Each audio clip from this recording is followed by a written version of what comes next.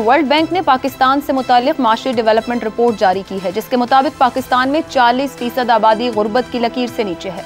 Report के मुताबिक रवा माली साल इक्तिसादी शरह नमो 3.5 के बजाय 1.8% रहेगी। रवा माली साल खसारा GDP का 8% मुतवक्के है। मैक्रो इकोनॉमिक खतरात बरकरार हैं और कर्जों के बोझ में इजाफा हुआ है। माली साल 2022-23 में गुर्बत की शरह में 4.5% इजाफा हुआ। रिपोर्ट के मुताबिक मजीद 1 करोड़ अफराद का गुर्बत की लकीर से नीचे जाने का खदशा है।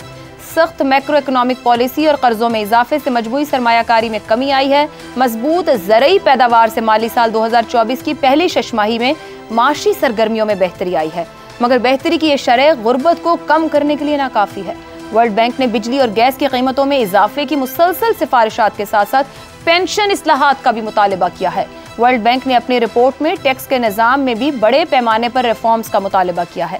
रिफॉर्म्स के हवाले से ही Pakistan institute of development economics की जारी रिपोर्ट के मुताबिक पाकिस्तान को आइंदा 5 बरसों में $120 अरब मजमूई बैरूनी कर्जों की जरूरत होगी, जो कि पाकिस्तान के ज़र मुबादला ज़खायर से 126% से 274% तक ज्यादा है।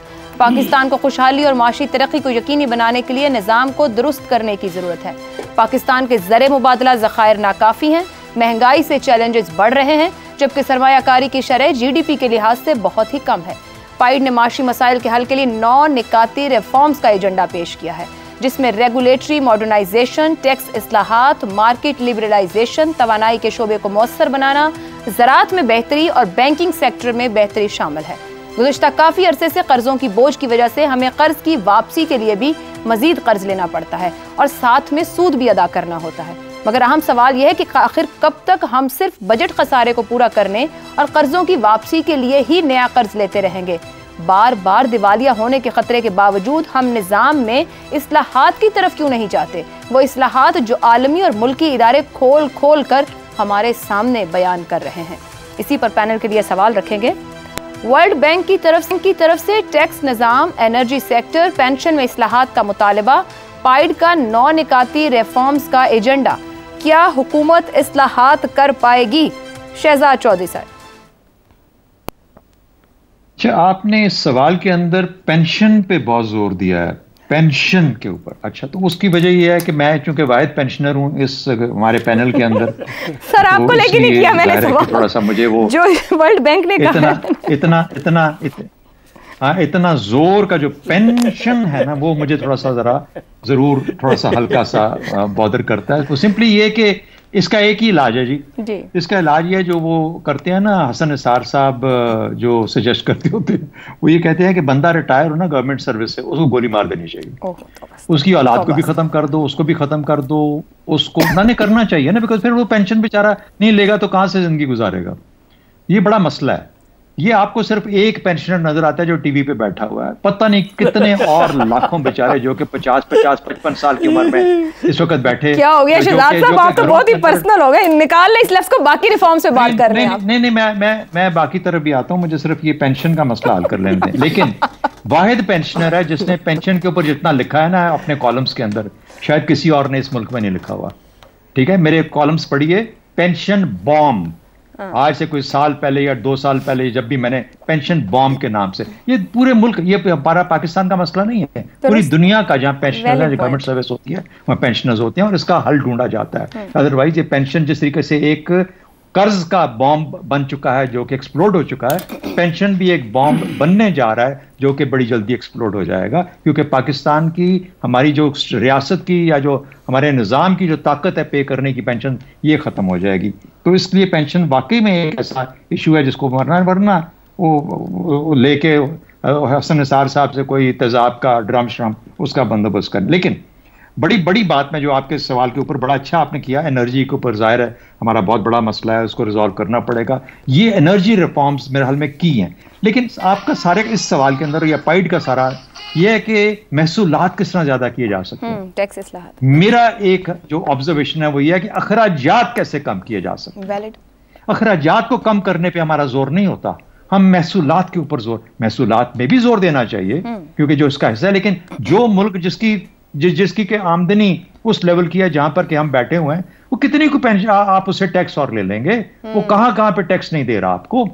दुरुस्त। कितनी वक्त रहेगी उसके अंदर रॉ टैक्स देने की? हाँ, कुछ अमीर तबका ऊपर बैठा है, वो उससे आप जरूर टैक्स लें, सुपर टैक्स लें उससे, लेकिन उससे हमारे मसाइल हल नहीं होंगे। अखराजात को कम करना इज द की मेरे हिसाब से, अलॉन्ग विद महसूलात, और उसको जब तक हम इसमें शामिल नहीं करेंगे तो हमारा मुकम्मल इलाज नहीं हो पाएगा। Thank you very much. ठीक है जी। अब साहब, ये जो पाइड का नौ निकाती रिफॉर्म्स एजेंडा है, आपके ख्याल में क्या हम इस्लाहात की तरफ बढ़ पाएंगे? इस्लाहात हमारी बहुत बड़ी जरूरत है, मगर साथ ही साथ अगर एक वजीर कहता है मुल्क दिवालिया हो रहा है तो दूसरा कहता है मईशत बेहतर हो रही है, ये क्या किया जाए वज़रा का, जो मुख्तलिफ बयानात एक ही वक्त में दे रहे होते हैं? देखिए, मैं वज़रा का तो इलाज मेरे पास नहीं है, वो तो मैंने कहा आप इस्लामाबाद में शायद कोई इलाज हो, हाइब्रिड निज़ाम।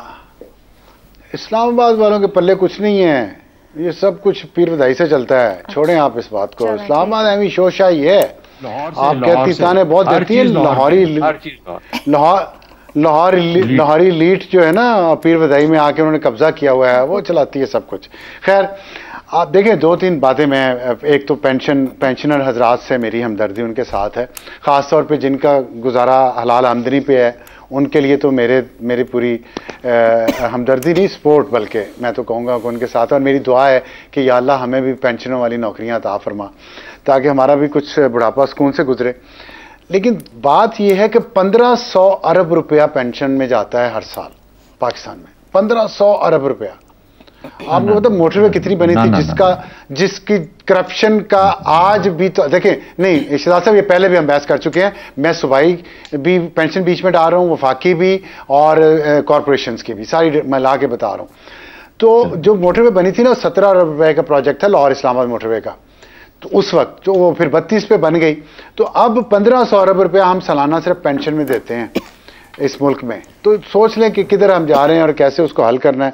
दूसरी बात है कि खर्चा कम करना चाहिए। वो बात है कि गंजी नहाएगी क्या, निचोड़ेगी क्या। गरीब आदमी कितना खर्चा कम कर ले, गरीब मुल्क अपना खर्चा और कितना कम कर ले। हमारी कुछ 80% जितना भी खर्चा है वो तो सारा चला जाता है तनख्वाह में, और पीछे बचता क्या है उसमें डेवलपमेंट के लिए? कुछ भी नहीं। उस पर भी कट लग जाता है कि जी ये फलानी परचेज करनी थी, ये बाहर से खरीदना है कुछ, तो उस पर चला जाता है। अब मैं वो बता भी नहीं सकता बाहर से क्या खरीदना है। तो अब मसला ये है कि आमदन हमें बढ़ानी है, लेकिन आमदन बढ़ाने का वक्त जो है ना इस वक्त वो है ज़रूर, इसमें कोई शक नहीं है। साथ साथ इस्लाहात नहीं हो सकेंगी। एक काम हो सकता है, या तो आप अपने घर को ठीक कर लें पहले, या घर के जो अखराजात हैं उनको कंट्रोल कर लें। दोनों काम साथ साथ नहीं हो सकेंगे, और यही मेरे ख्याल में गलती हर हुकूमत करती है, और IMF और वर्ल्ड बैंक उनसे करवाते हैं। जैसे ही कोई नई हुकूमत आती कहते हैं रिफॉर्म्स करें, और रिफॉर्म्स इतनी सख्त होती है। या तो ग्रेजुअल रिफॉर्म्स करें, एक 10-20 साल का प्रोग्राम हो वो चले। यहां तो 1.5-2 साल की गुंजाइश होती है किसी भी हुकूमत के पास ये साबित करने के लिए कि वो अगला 1.5-2 साल गुजारेगी कि नहीं गुजारेगी। तो उसी में वो उनके चलने चलाने का वक्त आ जाता है। कोई पॉलिसी बनती नहीं है लॉन्ग टर्म, और फिर उसका नतीजा हमारे सामने है।